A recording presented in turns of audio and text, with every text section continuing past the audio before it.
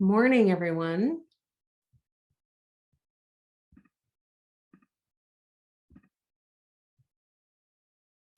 Welcome, USAID, our partners in organizing, Facebook Live community members,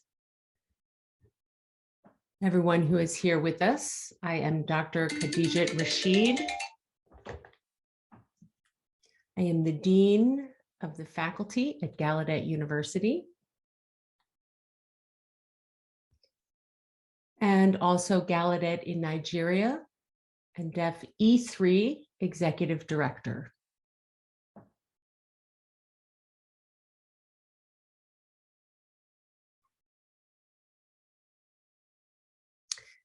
This event is about deaf education, empowerment, and employment.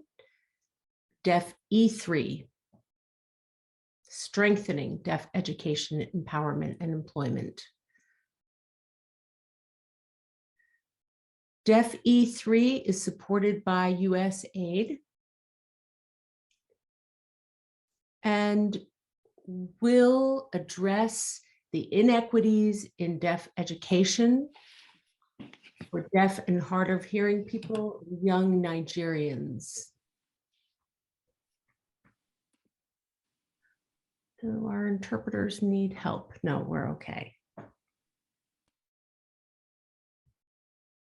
Before I begin, I would like to address a few housekeeping items. First, we are working in 3 languages today. Our presenter, Dr. Rezenet Moges-Riedel, and myself will be using American Sign Language. We also have a Nigerian Sign Language interpreter who you can see on the screen. We also have CART, which is captioning, real-time captioning, being translated from the English translation of the ASL. So we want to make sure everyone has access today, and we are honored and thrilled to be here and honored to introduce my longtime friend, Dr. Rezenet Moges-Riedel.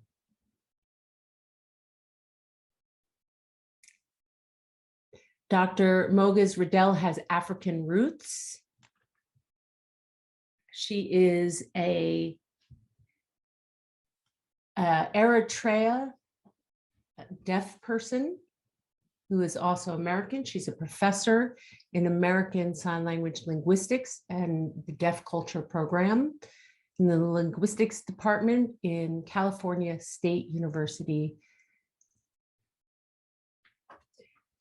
And we tried to have her come to Gallaudet University from California. She has not yet moved to Gallaudet, but we won't stop trying. And she does teach at Gallaudet as an adjunct faculty member. She has a research background in anthropology and linguistics and has published extensively on Eritrean deaf community and Eritrean sign language. Dr. Rezenet Moges-Riedel will talk about 2 types of oppression experienced by deaf people. One is autism, and the other is phonocentrism. Both concepts are a lens to look at the international and African community from the deaf perspective. So I am thrilled to welcome Dr. Rezenet Moges-Riedel. Welcome.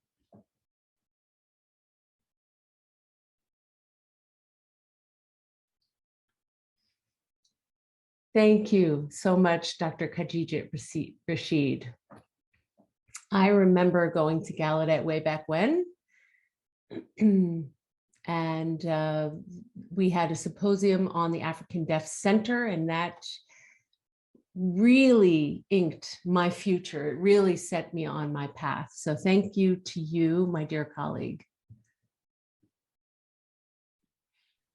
And we have also Another one coming in 2024. So, right place at the right time.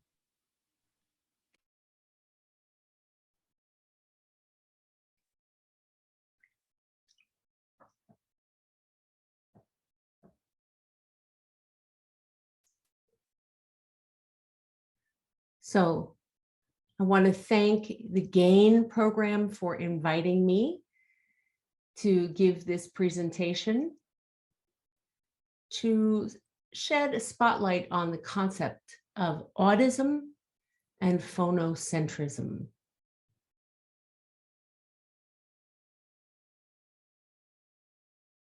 My background is in international studies as well as American studies, looking at deaf identity on the spectrum. So autism sounds like a very simple word, and yet it's a very complex concept. And I have the privilege today to talk with you about autism. And the lens here of looking at it from the American as well as the African perspective.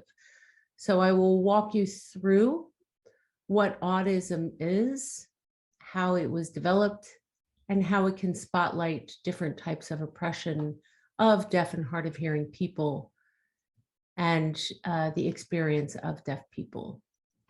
So I'll give you a bit of a history and then talk about what autism is and how it appears and shows up in different places across Africa and specifically Nigeria.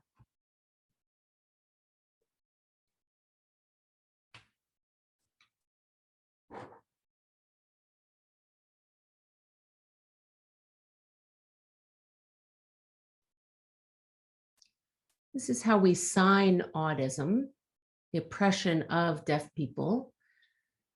This term was coined in 1977.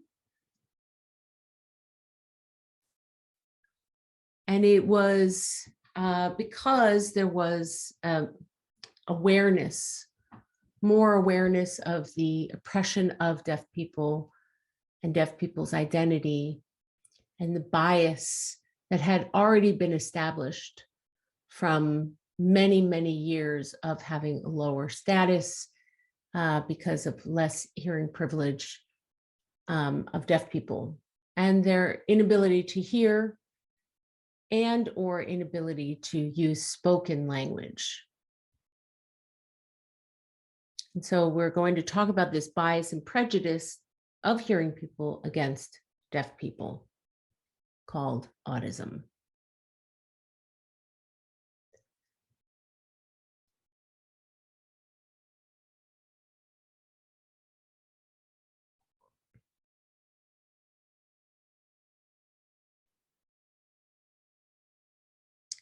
The authors Eckert and Rowley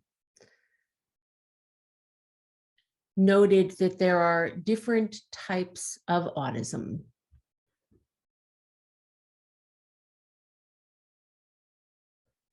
And it is useful when we try to name specific types of oppression.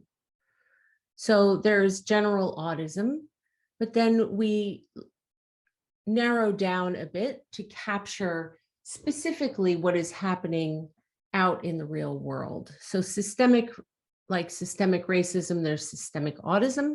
So there's individual autism as well as institutional autism.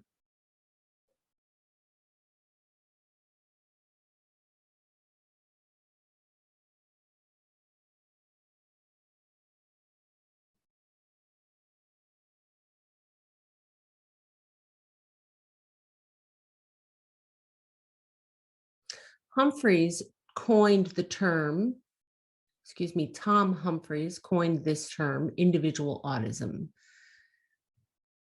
In his research, he found that individuals were experiencing autism, and he himself is a deaf person who also experienced this.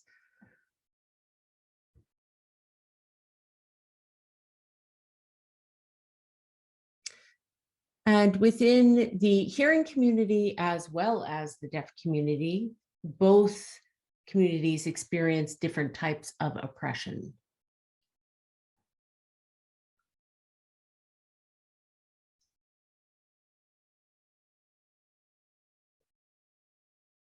Institutional autism is more systemic.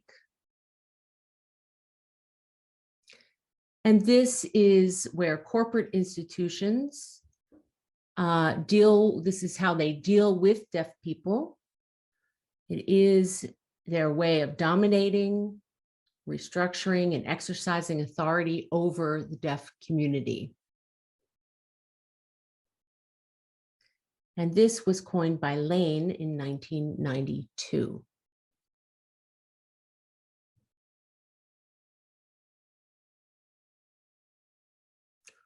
Harlan Lane is actually a hearing scholar who researches issues in the deaf community.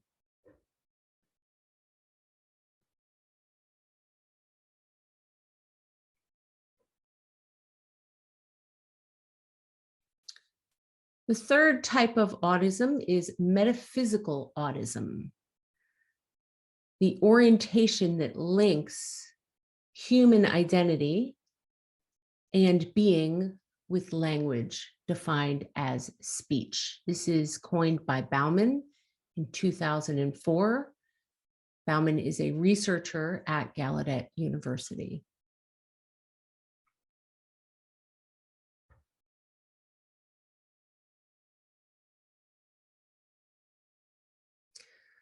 So Bauman noted that it's not only the inability to hear, but also the inability to use speech and spoken language, which is often defined in the hearing community as what it means to be a human being. And so this is metaphysical autism.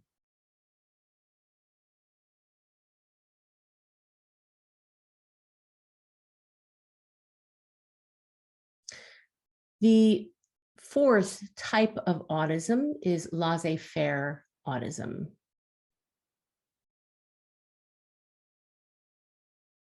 And this is a postmodern perspective where the humanity of the deaf is acknowledged, but autonomy is denied or denigrated.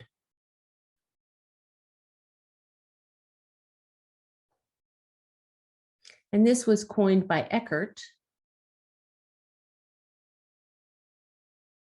who is also a deaf individual and a deaf white gentleman who coined this term. All four types of autism are the oppression of deaf people in very specific ways.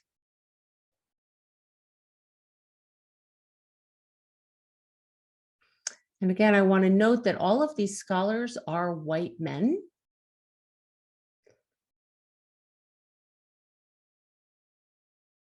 And yet these terms are key and very important, and what I will be talking about in this presentation, as well as an African lens. And autism is something that happens across the globe.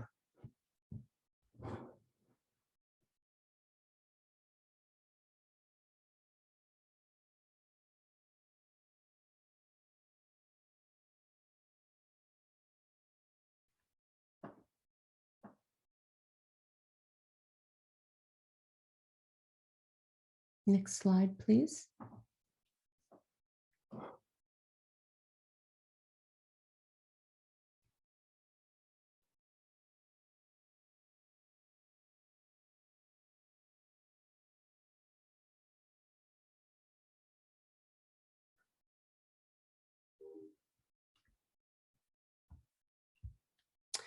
There are three different levels of transparency in any form of autism.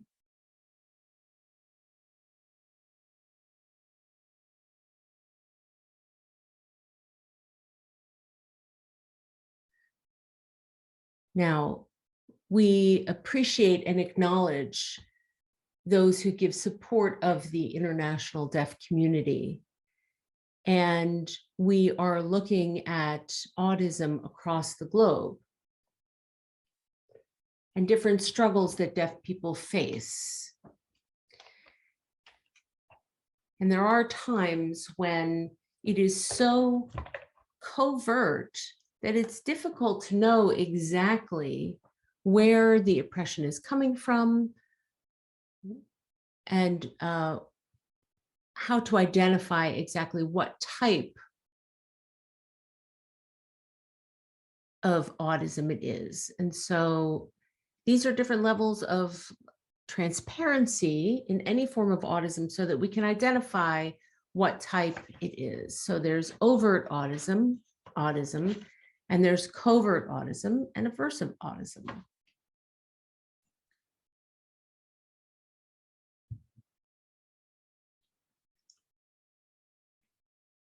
So aversive autism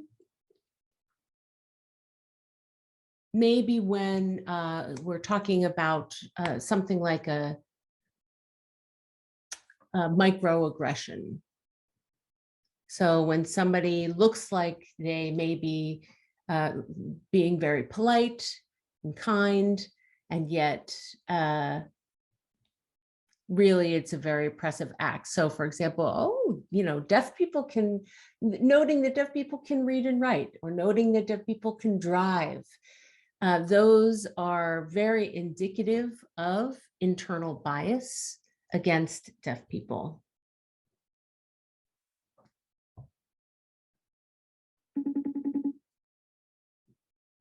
Next slide, please.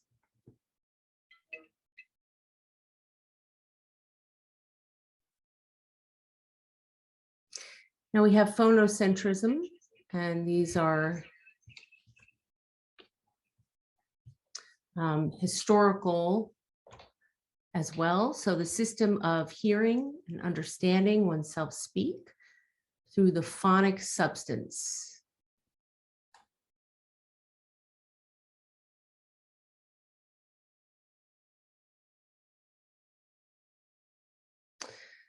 So I will talk a bit about audiology and the field of audiology and the research that has documented humanity and Homo sapiens. Humanity is not only defined by the fact that humans can walk on the earth, nor is it defined by the fact that they can use tools to create things in their environment, and nor is it only about communication. So what does it mean to be human? And the historic perspective on what it means to be human started with using tools and writing to communicate. Then the ability to articulate verbally and auditorily was developed. And so that perspective that somebody must be able to speak and hear in order to be human was coined and developed. So this is a very old way of looking at humanity. And this is where phonocentrism comes into play.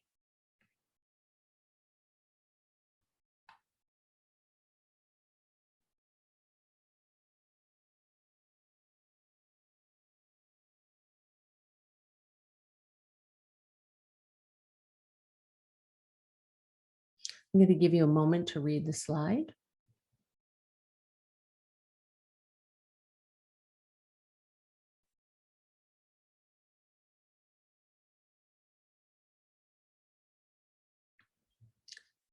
This author, Bauman, in 2004, connected phonocentrism and the focus on hearing and speaking as it relates to humanity and pointed toward the inequities of looking at those who are unable to hear and to use spoken language.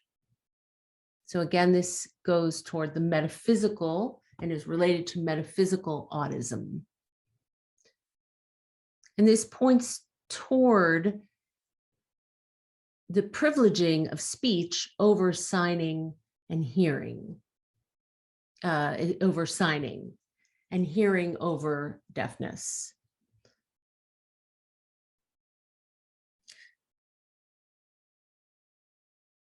So the lower status of people because of their hearing abilities.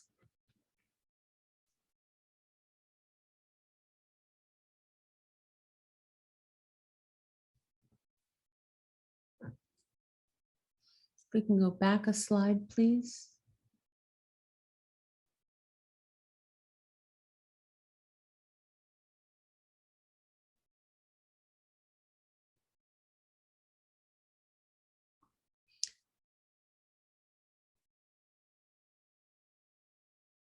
So we need to pause for a moment. And oftentimes in the hearing community, we think we are helping. Even any of us, if we think we're helping another group of people, we need to pause and think about how we are contributing to that group of people.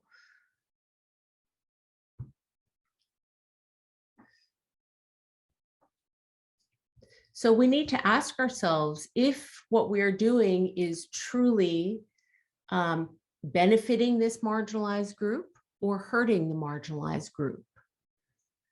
Because our intentions don't always align with the impact. And often we accidentally have a negative impact on the group of people who we are intending to help.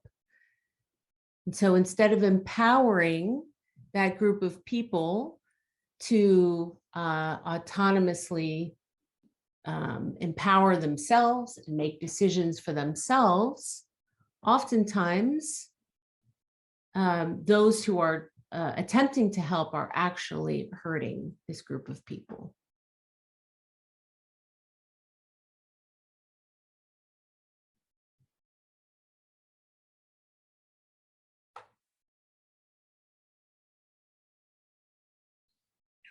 So now that we've looked at some American scholars, I'd like to also now look at some African scholars.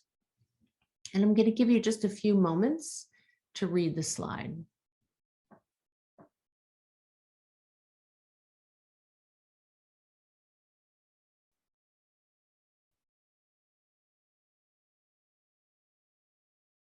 Oh.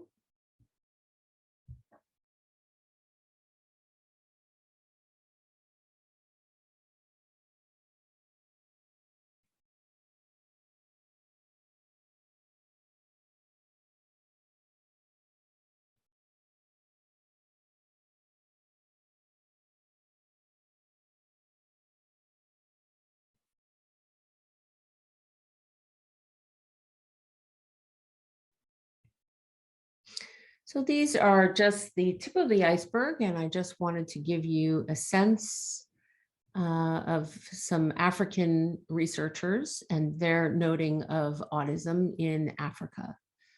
So oftentimes there are hearing instructors or those who are in charge of the deaf schools. They're making decisions for the deaf community that have an impact on the deaf community, both children and adults in the deaf community in Africa.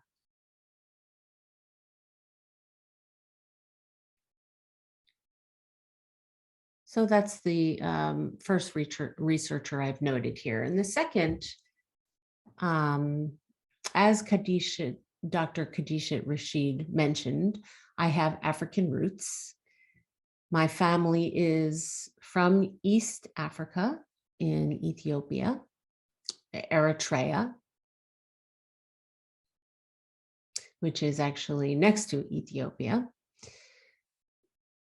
And these are, and I've done some research there because many people are not aware of the Eritrean deaf community, and many people in Eritrea are not aware of the deaf community.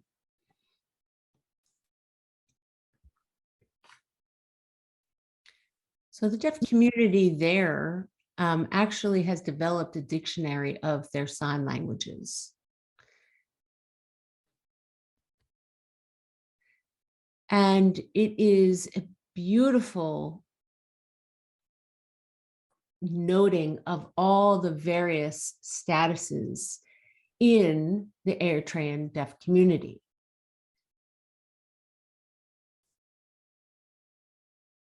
So there's not only deaf people and hearing people, but there's also people who may have the ability to speak, may have the ability to hear some. There are varying degrees of hearing and speaking, and there's also people who are members of various tribes, each which has its own status. And so the community there is very complex. And that lends to the frame that we're looking at today of the deaf education and autism in the Eritrean deaf community. The third quote here is from, in regard to Ethiopia.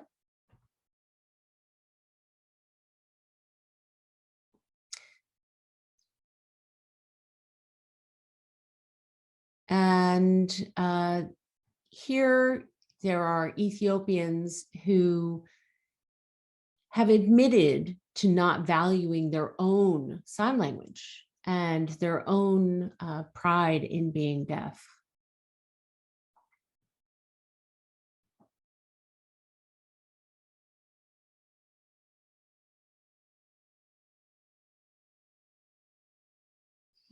So these are just a few examples here.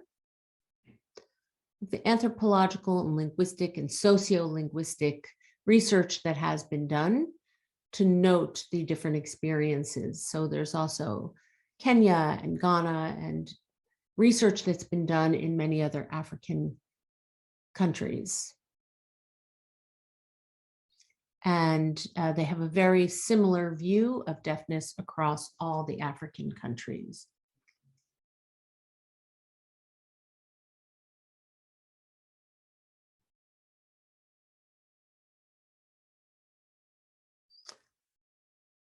So this quote is from 2003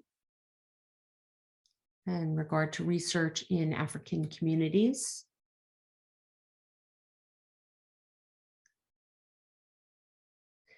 And the many traditional beliefs characterize deafness as shameful. They look at deaf people as handicapped or disabled. And many families are concerned that having a deaf person in their family is going to shame the family. They are very careful about who marries whom. And I can see the same thing in my family. I also have a deaf brother, and there are lots of conversations that I have seen throughout my family that shows they are shamed by that fact. And it's very sad that the deaf community is so marginalized. And I'm not even talking about employment or education. I'm talking about in the home, that many families feel that they're cursed. It creates anxiety and upset in the family.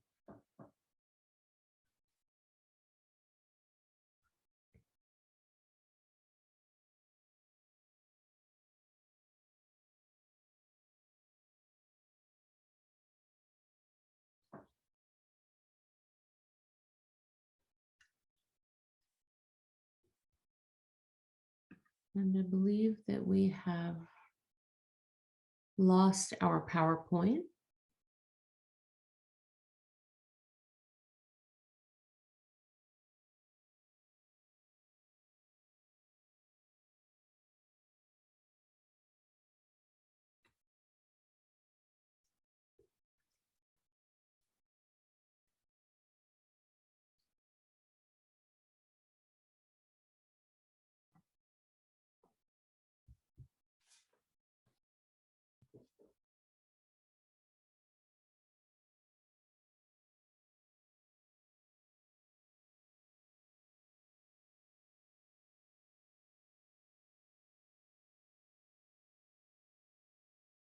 Just one moment, please, while we work through this technical issue.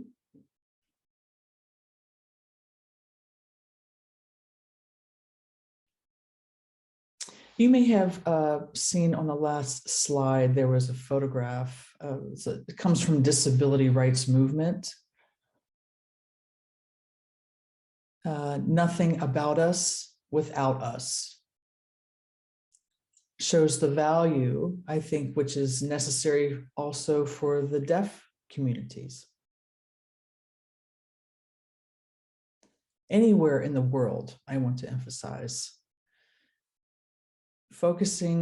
This talk focuses on folks in Nigeria, thanks to the GAIN project for their support and talking to deaf Nigerians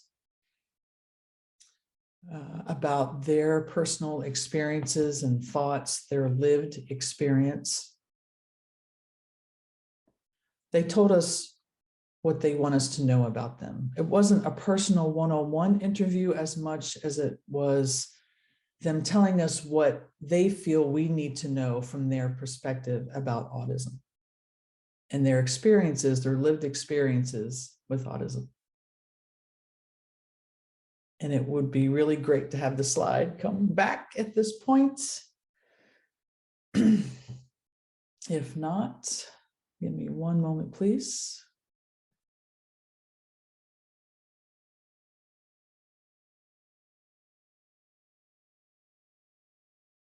Great, okay.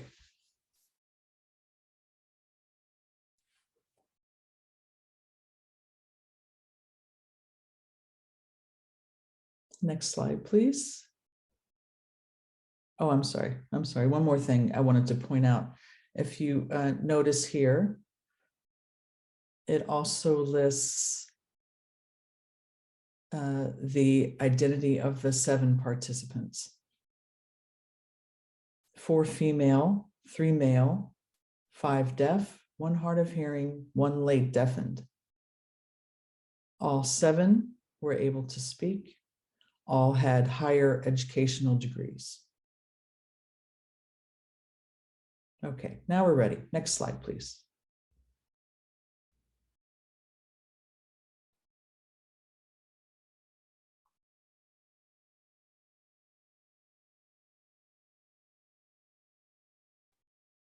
I'm going to give you just a moment to look at this. The idea of deafness is not a disability, but it's more of a language barrier issue. These are the 3 examples that our participants shared with us. And now I'm going to give you a moment to read what they said.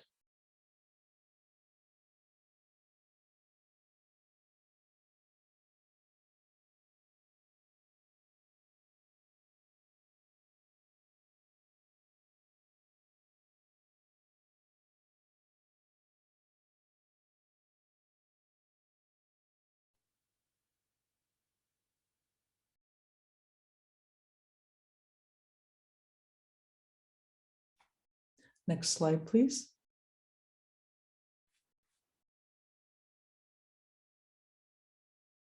These are 3 more examples. I'll give you a moment to read them.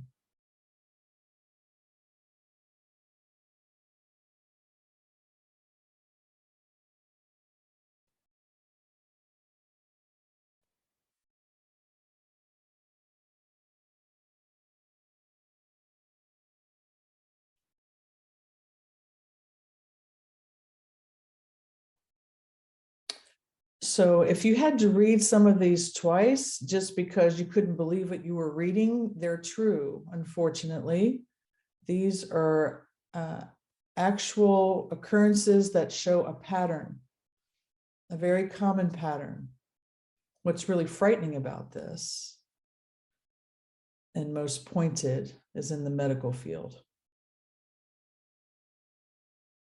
Not having access through interpreting services to the environment in a medical setting The consequences are severe and impactful, causing lifelong trauma due to errors in medical diagnoses or errors in diagnosis and medicines.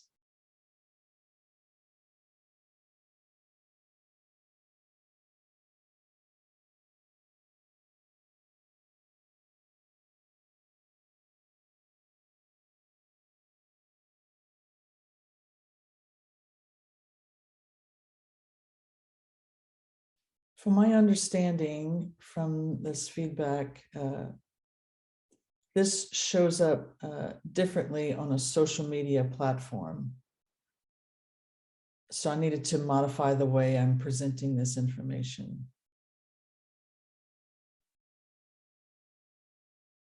Of all the input that we've received from participants, it goes back to what we want to improve.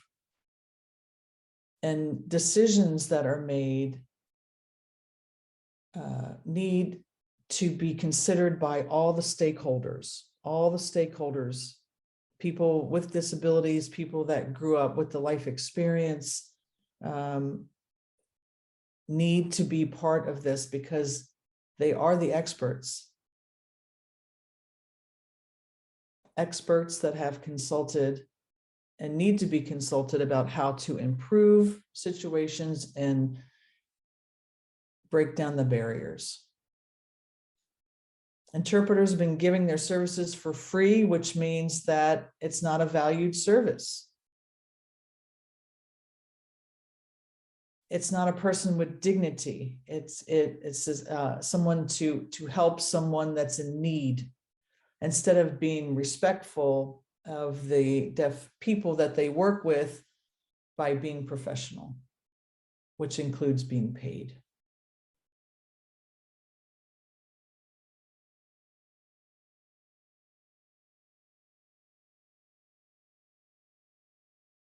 Let me bring the slides back up. Next slide, please.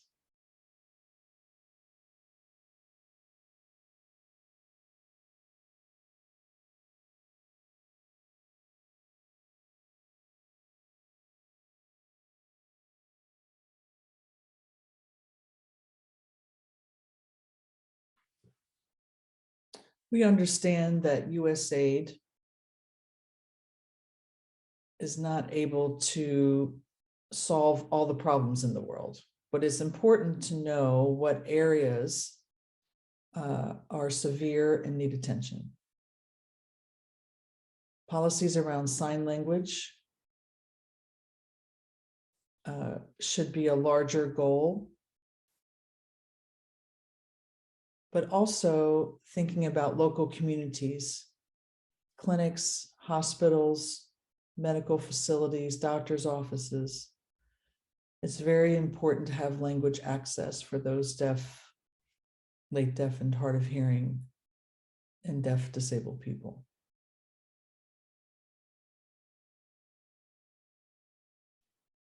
To avoid what we are seeing, people have been traumatized, they've had medical impact for the rest of their life because they didn't have language access.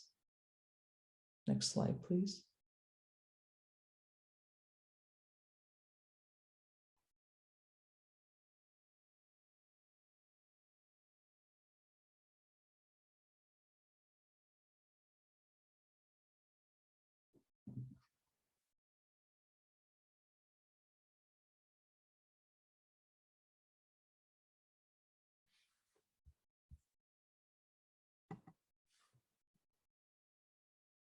So how is it that we can make changes in government policy and medical, educational, and community services? How can we make a difference?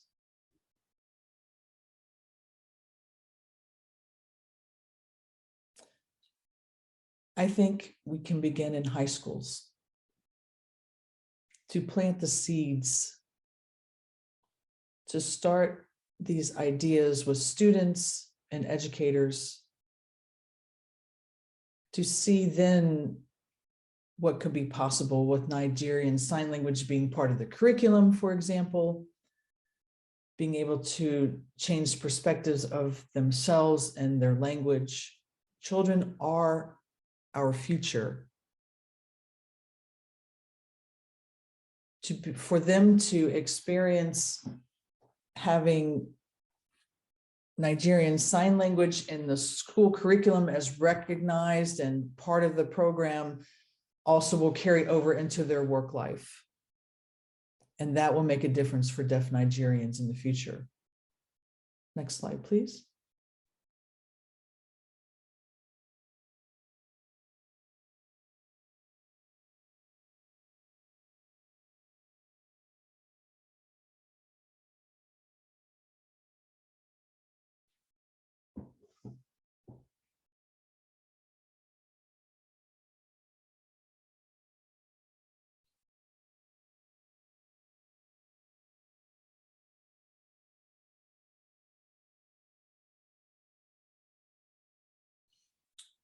One comment that is consistent among African countries is a stigma that comes from a very archaic view of deafness as evil,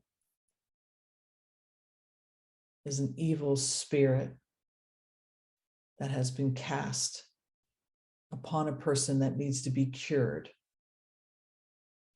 That is a prominent view in Nigeria, which is dangerously a dangerous view. It's a myth that needs to be changed. It's not about evil spirits.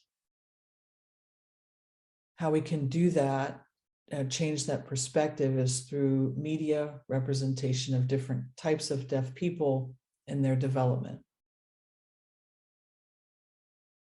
For example, having been exposed to very, well-known leaders in Nigeria, to have that shown in social media will go a long way in improving that view. Next slide, please.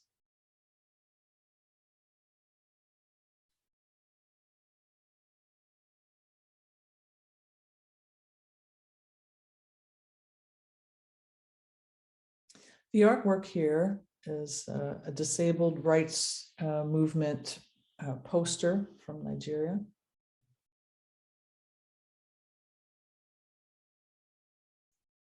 So we see all of the work within Nigeria wanting to bring awareness, but it's really about Nigerians' experience and their expertise that needs to be brought forward to reach out, to educate, to incorporate all of the stakeholders related to this issue. A nothing about us without us, and it is for our future. I thank you. Thank you to the interpreters. Thank you to Project Gain. Thank you all. I'm open to your questions at this time.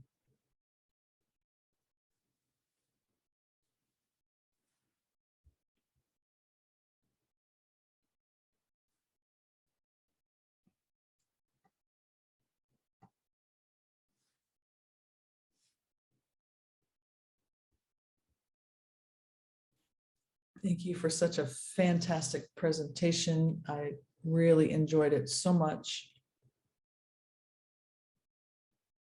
And I'm getting text messages from people saying, you have to convince the doctor to please come to Gallaudet. So thank you. Thank you to USAID for sponsoring this presentation today. And I'm just, USAID has been very supportive to the point where they've asked us to do this type of presentation more often. So we're really thankful for the collaboration and all of your support. I'd like to ask Amanda Mueller to come on screen. Amanda. Good afternoon.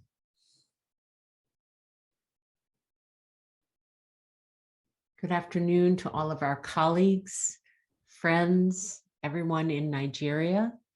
Thank you again to USAID for your support. And thank you, Dr. Rezenet Moges-Riedel. We appreciate all of the work that you've done and all the investment you've made in this project, and for being a part of the Nigerian deaf community, listening to their experiences and bringing that here for us today to learn and grow from that research. We appreciate you. Thank you. Thank you, and thank you all in this audience for listening and being part of this. Appreciate it.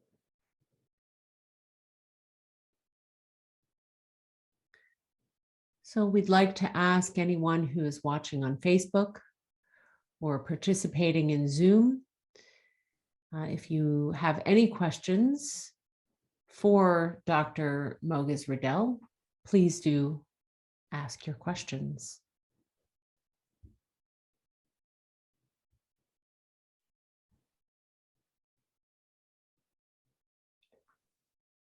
So I see a question related to GAIN, which is Gallaudet in Nigeria.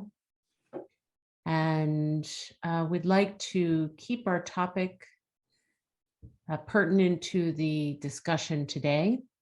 And we do have government support for this type of seminar and to advance the work. It's very important for them to understand the daily experiences of deaf people.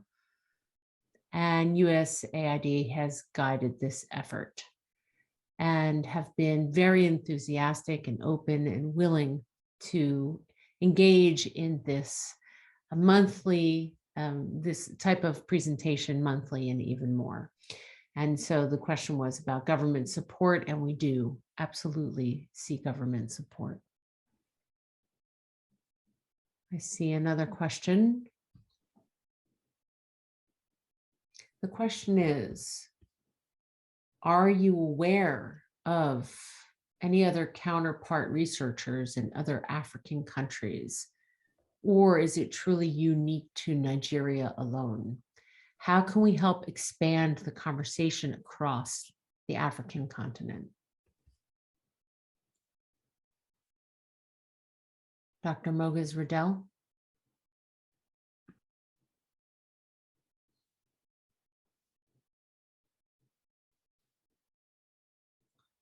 I am aware of different types of conferences that are happening,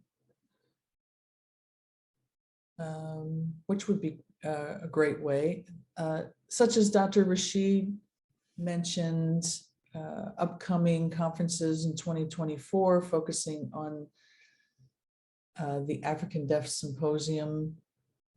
There might be another part of that title, I'm not quite sure, correct me if I'm wrong, but conferences are a good way with large gatherings, which is an opportunity to engage in discussion. And then also in the past, I've seen either sign language linguistics conferences or anthropology types of events that draw deaf scholars as well, and deaf participants who are interested in those types of research within those countries, which could be a good networking opportunity to sort of build that collaboration and bring that to larger continent of Africa. Thank you. Our next question is, what is the most meaningful way for hearing people to genuinely support the deaf community? I'm sorry, I looked away for a second. Can you say the question again? Sure. So the question from an audience member is, what is the most meaningful way for hearing people to genuinely support the deaf community? Yes, good question. I think it starts with research, which is part of this presentation, is the idea of autism as an individual or as experience or as a practice at institutional level? What do we see there, and how do we unpack that? And then looking at maybe behavioral types of things. Why did a certain oppression or marginalization happen? Looking at the actions or the practices and types of oppressions are important. People don't realize, they just sort of the laissez-faire types of oppression we talked about. It's time to pause and reflect and allow others to take leadership roles. And is it a fear-based sort of holding on to privilege type of thing? And why is that? Why are there not increased positions for others? And then looking at yourself and how you contribute to that systemic, either individual or other types of oppression. People's understanding different perspectives always broadens your sense of awareness.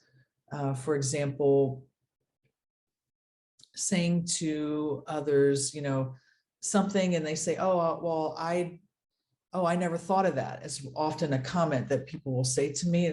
And I think, right, because you don't have my life experience, so you don't think about it the same way. So that's the thing of sharing perspectives and being open to understanding others' perspectives. And any event planning or service or anything like that, and implementing some action, allow others the opportunity to take on that lead.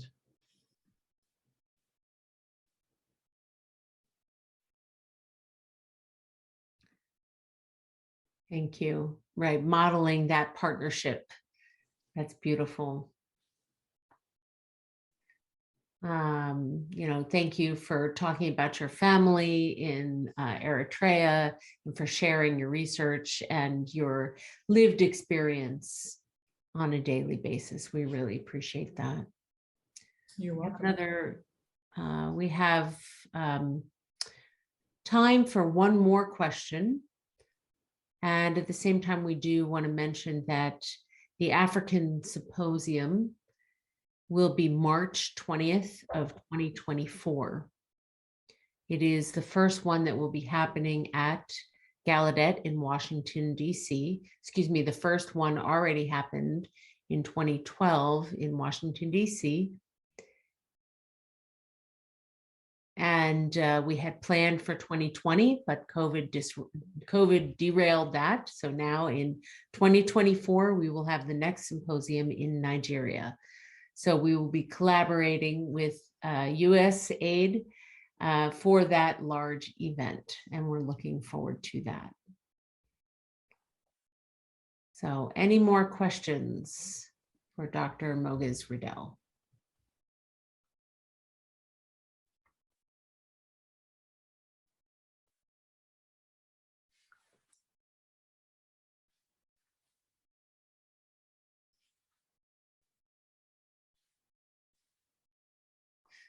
Okay, so more information will be shared about the African Symposium.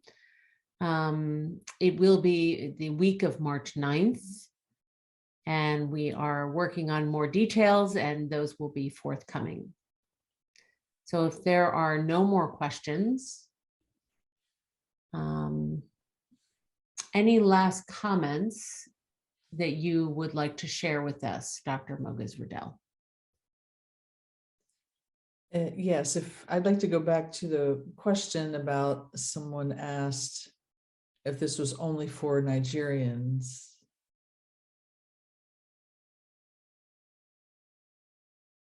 That is the goal of this.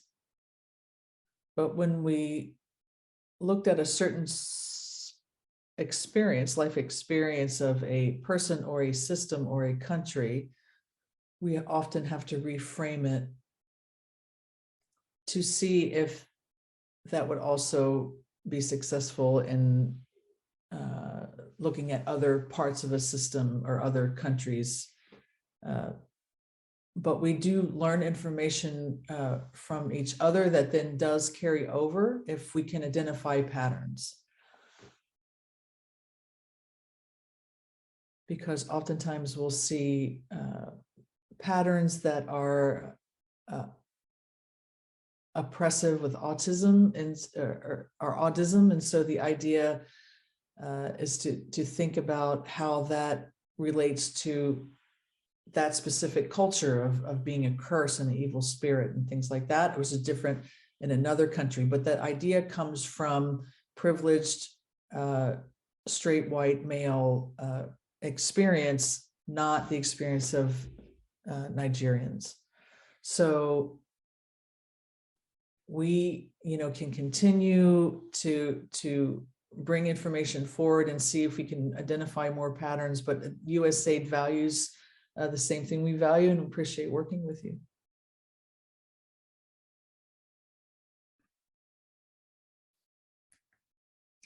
Thank you so much. Thank you again, Dr. Moges-Riedel. We very much look forward to seeing more of your work, and specifically your work in Nigeria. Thank you to all of my colleagues, team members, all of you who have supported this to make this happen. Everyone who has worked behind the scenes, thank you everyone for all of your work. Take care, bye-bye.